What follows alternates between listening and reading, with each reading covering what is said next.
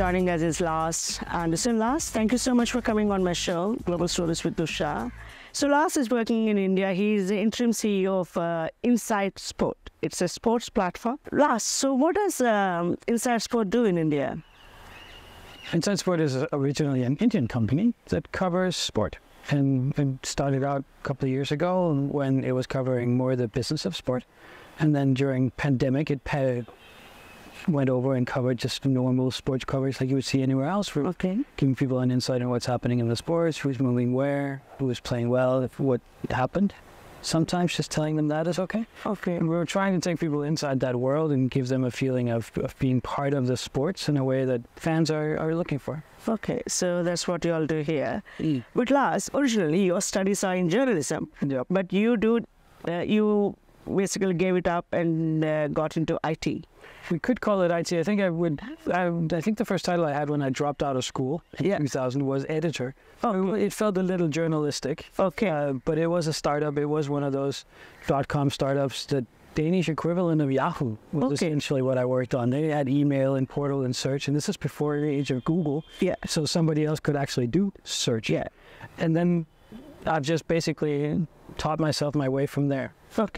Having lived now in India for a little bit, I lived in Dubai for a while as well, and worked a lot in the Danish media organizations for various things. IT is maybe not really what I would say I do, but I'm unable to get the goals I want achieved if I don't know how to get the products built. So that tends to always become a very natural part of the process to understand what the opportunities are and how you employ the technology in a way that actually builds a business. But you did work in several companies or startups. Let's call it that. Yeah, for sure. Startups, yes. So you were also in US? Yeah, I actually only did consultancy work and small projects there. I've done some projects in the US for translation projects and IT projects, but it's never been a full-time thing. I just sound American. It's just a learned language. Is that where you get your accent from? I guess so. I get that a lot, but it's American movies and TV. I've never actually lived in the US for longer than three weeks at a time. So you went for a short project. Back when I was 22 years old and just joining a startup, you don't get paid very much. You're doing whatever you can to find something that is both fun to do and makes a little money. I worked on translations of video games. So they would send me to the US and I would sit there and quality control the translations of a video game into Danish and see that everything looked the way it should do after the translations got put in. That was a very ground level introduction to IT processes for me, and actually part of the first things that took me from talking about content like we're doing here, actually being an IT person, because it gave me an insight into when you are 200, 300, 400 people working on an IT project that has a very strong deadline at some point. How do you manage that? What kind of structures and processes are put in place? And also, how do American companies work differently from Danish companies? Which is always the challenge you find when you go abroad. Yeah, true. But you also lived in Dubai. So was it also very different from America and from Denmark? You went to Dubai before India, right? Yes, it was 10 years ago, back right around the time of the financial crisis. Joined the .com boom right after the .com crisis, and went to Dubai right after the financial crisis. It's a very, I've had a good run of that. But no, I went to Dubai and had a lot of Asian developers working for me and so forth, and that meant I understand how there's a lot of really similarities when you come to India and work there, because work culture changes no matter where you go, even just from Denmark to Sweden, which are two countries that are incredibly similar. If you were to ask a Danish person or a Swedish person whether they work in the same way, they could spend hours telling you about the differences between the two. And this is the thing you always have to respect when you go in a different place and work with people who are different than what you're used to. Yeah, very true. Because I think, as you said, you were in US and then Dubai. I think, but Dubai usually have a multinational. Usually, right? And but in India, it's mainly Indians you have in your office? We have a staff that is, for this website, just about 100% Indian except for me. And that's how it has to be when you come into something that is about sports, writing for an Indian audience, and that means cricket. Yes.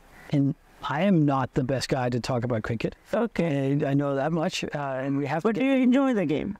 Do you understand the game? I understand the game now. I think I could actually survive an examination of the rules. I think as soon as we get below the top level, I start sounding fairly uninformed. So it's good that I have people who are much better at that than I am. And then we work together to find out how do we take the things that maybe we come in with. I work for a Danish organization that has some principles about how we kind of work and what kind of products we want to build. How do we translate those into an Indian context? Yeah. What does that look like? And there's a lot of challenges in that. And it's a lot. I can understand, yes. So there was World Cup very recently, and how did you all follow that? We had we cover every single cricket game there is, of course. Okay. We also cover a lot of other different sports, but cricket is obviously the one that drives everything down here. Yeah. It didn't take us long to learn that, let's put it that way. I think we knew that before we landed in the airport. Yes. And that's, you have to figure out what the rhythm of that calendar is like as well. Yeah. If you take a European standard, there's a football match on Wednesday and there's a football match on Sunday, and that happens constantly all the time. Okay. And that drives people's interest. They like their clubs in various countries, they have fandoms, and people are engaged with that. And that's just different when you're talking about cricket, because the games are so fewer and far in between. Yeah. Not until the IPL recently was there some sort of a club relationship too, and that seems very promising and quite interesting to see if that can build the same thing as you. But it's much more of a valley and a peak kind of a thing. Okay. I know that when football season is going on in Europe, the interest is going to be there for 12 months. Okay. At least 10, maybe. The last two are national breaks. Yeah. Here, it is start and stop. Compared to what we're used to. Okay. And that kind of ebb and flows. So they have bigger breaks in between? You have bigger interest breaks for people too. Okay. We just had the final of the World Cup, and I won't mention who won, but the two teams were playing right after. Yes. And nobody cared, of course, about that game. Yeah. Compared to if it happened at a different time when those same two teams hadn't just played in the World Cup, maybe people would have cared a little bit more. So we're also finding, and this is something you have to learn when you come from the outside. Yeah. Even though it seems like this is a very interesting match, sometimes the interest level is low. Yes. And sometimes the interest level is high, and you need local people to help you about that, and we have that, and that's very, very happy to have, because it would have been a jungle for us to try and do, and we would have looked very bad doing it. But by now, especially with the, you had this World Cup, it was a long thing. Now you know all the rules and everything. I'm getting there. You're getting there? I don't think I'm ready to be examined on the DLS system yet, but I'm getting to the point where I get why. So you know what's happening, and it's not just two are running, and because that's what I hear. When you talk to people, especially from Europe, who don't follow, that's what you hear from them. They say like, but it's two are doing a bit of running, and there are a lot of people just standing. That's what they say. Yeah. Yes, but part of the reason why my accent is so American is I quite like American football. Okay. That means when you ask people about that, they can also tell you, it's just like 11 people smashing into each other. Where's the fun in that?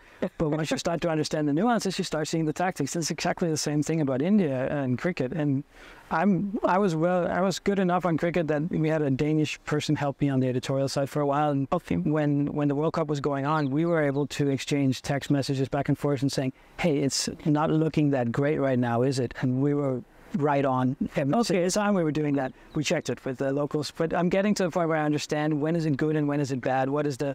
But this isn't my job. I shouldn't be the one making those decisions. I need to get the right people to the place where they can make those decisions and find a way to give people the coverage that they need. Yes. That is right for the moment that a game is in. Yes. Which is a different thing for cricket because it's so long. Yes. It is. It's a long game. Football game a soccer game is an hour and 30 minutes. Yeah. And that's 90 minutes and it's done. Yeah. You're over, and then the coverage comes afterwards. Here, I think some of the imperatives is to find a way to be relevant while the game is ongoing, because the conversation starts happening even before the game is over. It starts happening in halftime. What can you do to be relevant there? There's another thing that is enormously fascinating about the Indian media landscape is that cricket is free to stream and watch. Okay. One of the few things that can get people to buy a cable subscription in most other places in the world for TV is live sports. Yes. In India, it's given away for free on streaming. Okay. So when everybody has the option to just take out their phone and sit there and watch the game, Are they going to go for a live score page instead, or are they going to go to my live blog if I just give them the same thing as they can see on TV? I wouldn't do it if I were them. I would open up the streaming and watch the game instead of writing and seeing a journalist write about it. Yeah. So what can you provide them that they're not getting from the live feed? What can you give the users that they will find interesting, and engage with along the way? That's where I think we can do something, because you come in with the European mistakes, which they would be if we put them in the cricket thing. Maybe I can get them translated by someone who knows cricket, and then we can use some of the same mechanisms that we have there and we have seen worked to maybe create something that could give some engagement and get users something they haven't had before. Oh, nice.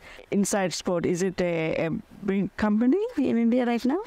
How many staff do you have? We have about 40 to 45, depending on how we cut it with freelancers and me and so forth, who's really stationed here from headquarters.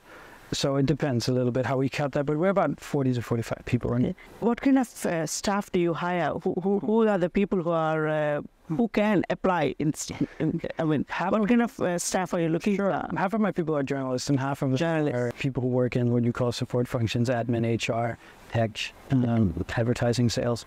So those are that's kind of the split we have at the moment. We've got people who are both IT educated, and we've got people who are absolutely not educated, but just know something about sport. If you're interesting and you know how to formulate something where you look good on camera and you can present yourself that way, then that's good enough. Yeah, and then you're open then for people like that also, and then they can apply, and if there is positions available, and you're taking them in. I consider my industry the media industry, and there's nothing in the world that has been more disruptive than that in the last 10, 15 years. Okay. If there's one thing that has been proven over and over again by YouTube shows just this one, it's that you don't necessarily need to go to journalism school for 10 years to be able to create something that people want to watch. Yes. In fact, sometimes in the new media channels, is actually a hindrance, because you're trying to make it fit into a mold of something that used to work in a different format. YouTube, TikTok outside of India, Snapchat, those are all channels that have been giving birth to stars of a completely different nature. Not classically trained as such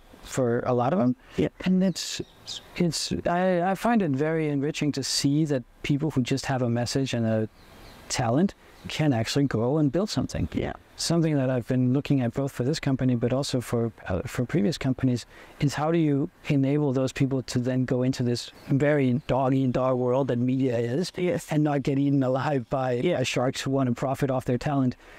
I think there's something there that is interesting to explore. I like the new media sites. Yeah, but that's good actually, because I do, like when you said, the media, it is very powerful actually. People are actually scared when you hear, it's just a journalist, or he's a journalist. People are like, okay, what should I be saying? What shouldn't I be saying? They think several times before they actually can come up saying something, because somehow journalists, this is my impression only, most of the journalists in media, they created that thing around them, like people are afraid or scared to be go up front and say what they think, because they think, okay, what if they twist my word into something else? I think that's where you said the YouTube or Snapchat or anything, people like me who are trying to do, I have no education in journalism, but I know that I want to send out something, information about, and I'm doing it because I think people are free to talk to me because I'm on the same level with them. That's the frame that journalists also put themselves in. The guy who's interviewing you on the evening news will interpret every little word you say with all the hidden connotations and all the hidden meanings that come behind what you say, and also often what you don't say. Whereas you get a much more authentic and approachable medium when you're just talking. People tend to believe the influencers that they're looking at on YouTube in another way. They tend to buy into the personality and the profiles in a completely different way. But they also tend to, for something that is completely unheard of in traditional media, they tend to give you the benefit of the doubt. If you say something that is a little bit off, they kind of go and give you that look for the meaning of what you say instead of rather what the words actually were. And I think that might actually be something we should start doing in general. If people could just be more honest about what they actually thought, it would actually create a better debate. And what has hurt, I think, the traditional news media has always been this thing that it's become this subtext play, where what people are actually saying is not as important as all the things that they're not saying or all the things that they're not doing. And that becomes so hard for people to decode, and they appreciate the more authentic, approachable influencer segment much more. I do that too.